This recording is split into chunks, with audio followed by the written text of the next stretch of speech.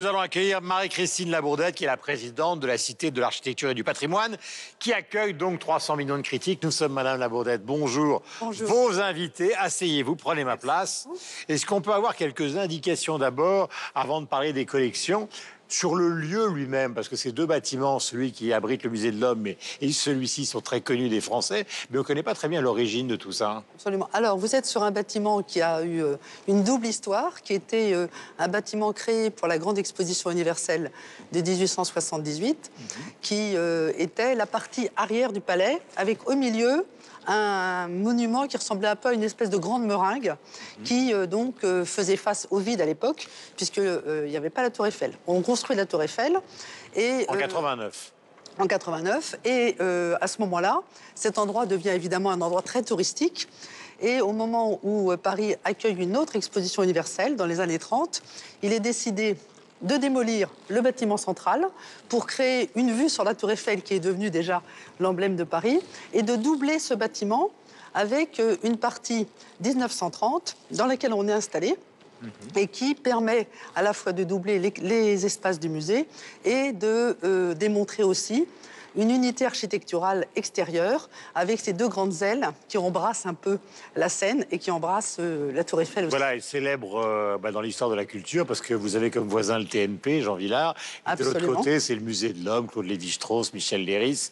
Et le musée de la Marine. Et le musée de la Marine. Voilà. Alors, première question, nous sommes ici dans un lieu particulier pour l'enregistrement de 300 millions de critiques. On va s'intéresser à la nature des collections. Qu'est-ce qu'il y a à ce niveau du musée et où sont les collections contemporaines ?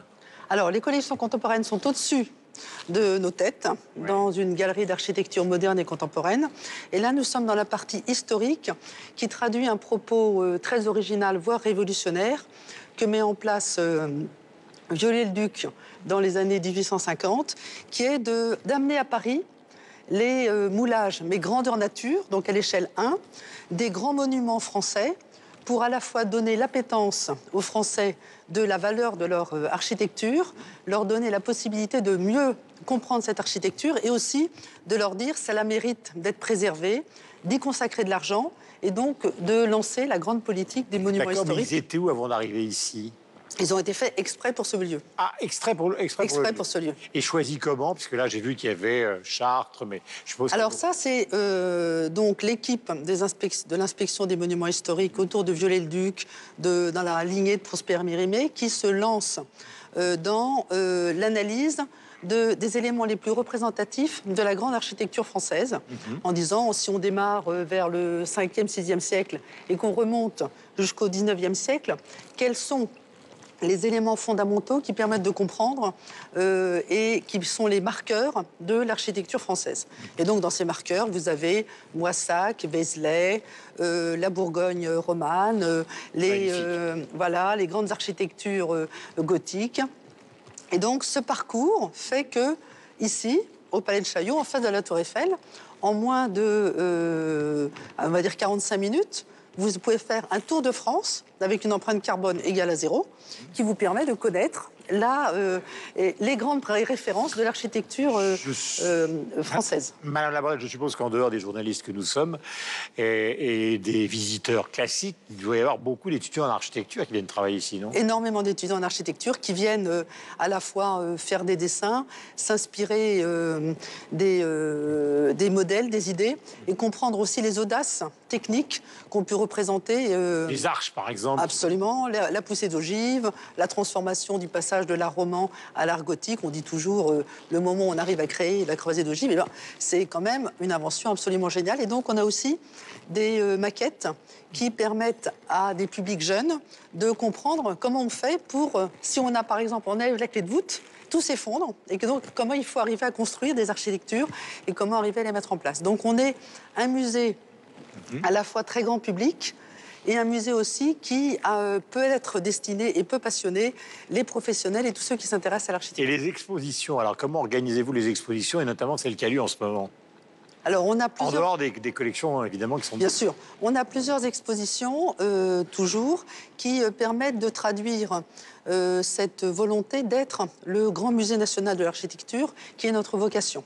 Donc, un grand musée national, c'est à la fois un musée qui racontent des histoires. Donc là, par exemple, au bout de la galerie, il y a une exposition sur le Krach des Chevaliers, ce très beau château en Syrie qui a été construit par les croisés, qui a été repris par les Mamelouks, qui fait partie du fantasme, je dirais, de presque tous les petits garçons sur ce que c'est qu'un vrai château fort, parce que là, c'est un château fort absolument impressionnant. Et on a en même temps une exposition plus sociologique et plus savante sur l'art du chantier, par exemple. Comment a-t-on construit et démoli dans nos sociétés entre le XVIe et le XXIe siècle? Quelles sont les questions de technique? Comment fonctionne le chantier? Quels sont les aspects de société?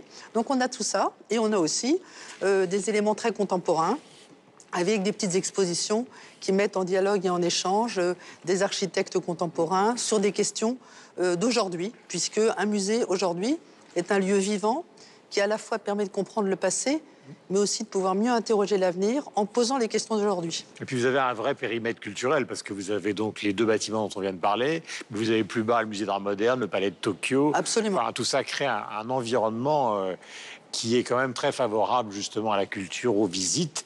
Et puis donc cette esplanade magnifique qui permet à beaucoup de gens de venir. Question 5, 4, 3, ma chère Estelle. Vous-même, vous êtes passionné d'architecture, vous avez choisi de relever cette mission pour ça. Oui, je suis passionnée d'architecture. J'ai eu la chance d'être aussi, avant d'être à ce poste, pendant 10 ans directrice des musées de France. Ce qui m'a permis de découvrir à la fois l'immense richesse et les qualités de notre architecture, à la fois ancienne et contemporaine. Et j'ai eu la chance aussi de pouvoir travailler sur le projet du Louvre à Abu Dhabi.